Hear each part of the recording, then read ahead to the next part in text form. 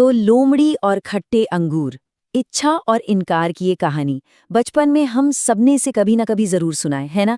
लेकिन आज हम इसे सिर्फ एक जंगल की कहानी की तरह नहीं देखेंगे।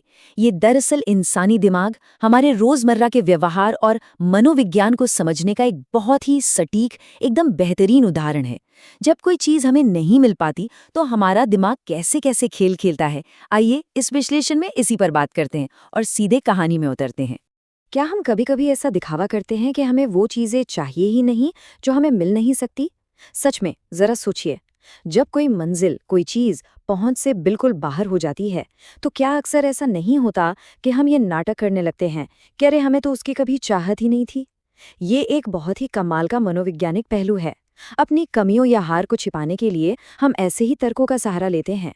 जब लक्ष्य बहुत दूर लगने लगे तो क्या उसे पाना छोड़ देना आसान है या फिर लक्ष्य को ही खराब बता देना?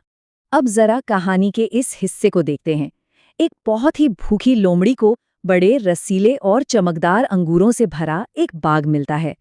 जंगल में भटकते भटकते भूख से एकदम बेहाल उस लोमड़ी की नजर अचानक इस बाग पर पड़ती है। जरा दृश्य की कल्पना कीजिए, बेल पर बड़े बड़े रस से भरे एकदम चमकदार अंगूर लटक रहे हैं। भूख से तड़पती उस लोमड़ी के लिए भई ये तो किसी खजाने से कम नहीं था। इन ताजे अंगूरों को देखकर तो किसी के भी मुंह में पानी आ जाए। और फिर लोमड़ी सोचती है, वाह, ये अंगूर तो बहुत स्वादिष्ट लग रहे हैं, मुझे इन्हें जरूर खाना चाहिए। मतलब यहाँ इच्छा अपने बिल्कुल चरम पर है। लोमड़ी के मन में कोई शक नहीं है, उसे बस किसी भी तरह से उन मीठे रस भरे अंगूरों का स्वाद लेना है। इसी एक विचार ने, इसी जबरदस्त लालसा ने उसकी पूरी की पूरी ताकत को सिर्फ एक ही लक्ष्य पर लगा दिया, और वो लक्ष्य था किसी भी तरह उन अंगूरों को पाना। लोमड़ी ऊंचाई पर लटकते अंगूरों तक पहुंचने के लिए अपनी पूरी ताकत से छलांग लगाती है और यहीं से शुरू होता है असली संघर्ष। अंगूर हैं बहुत ऊंचाई पर और लोमड़ी जमीन पर, लेकिन जाहिर सी बात है, इतनी भूख और लालसा हो तो कोई इतनी आसानी से हार थोड़ी मानेगा। उसने अपना पूरा जोर लगा दिया, एक जबरदस्त छलांग लगाई ताकि बस एक दाना, सिर्फ एक दाना चखने को मिल जाए। लेकिन यहाँ शुरू होता है निराशा का चक्र। पहला, अंगूरों की ओर ऊंची छलांग लगाना। दूसरा, लक्ष्य तक पहुंचने में असफल होना। और तीसरा, पूरी तरह से थक जाना। ये चक्र बड़ा ही निराशाजनक है। पहली छलांग नाकाम हुई, लेकिन उसने हार नहीं मानी। उसने फिर कोशिश की, फिर से छलांग लगाई, बार बार कूदना और हर बार उन रसीले अंगूरों तक पहुंचने में विफल होना। और इस लगातार मिलने वाली नाकामी का नतीजा क्या हुआ? लोमड़ी पूरी तरह से थक कर चूर हो गई। उसकी सारी शारीरिक और मानसिक ऊर्जा एकदम जवाब दे चुकी थी। और फिर आता है कहानी का सबसे बड़ा और निर्णायक मोड़।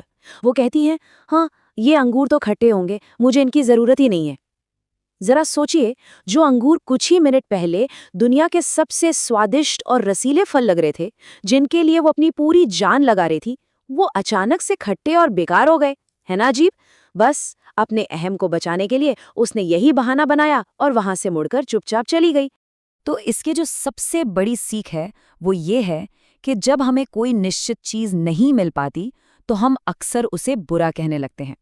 ये कहानी सिर्फ एक भूखे जानवर की नहीं है। मनोविज्ञान की भाषा में इसे कॉग्निटिव डिसोनेंस या विचारों का अंतर्विरोध कहते हैं। अपनी हार के दर्द को कम करने या कह लें कि अपने अहम को चोट से बचाने का ये एक बहुत ही आम इंसानी स्वभाव है।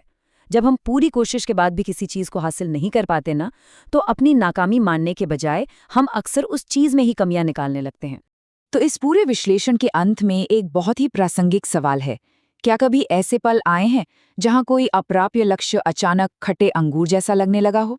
चाहे वो कोई मनचाही नौकरी हो, कोई बड़ा मौका हो या कोई और सपना। जब वो पहुंच से बाहर हो जाता है तो क्या हम भी अक्सर उसी चालाक लोमड़ी की तरह बर्ताव नहीं करते? यही इस कहानी की खूबसूरती है। सदियों पुरानी होने के बावजूद भी ये हमारे आज के व्यवहार की बिल्कुल सटीक तस्वीर दिखाती है। अगली बार जब कोई लक्ष्य बहुत दूर लगे और मन उसे बेकार कहने लगे तो शायद एक पल रुककर सोचना चाहिए, कहीं ये खट्टे अंगूर तो नहीं। इस विश्लेषण में साथ जुड़ने के लिए बहुत बहुत धन्यवाद।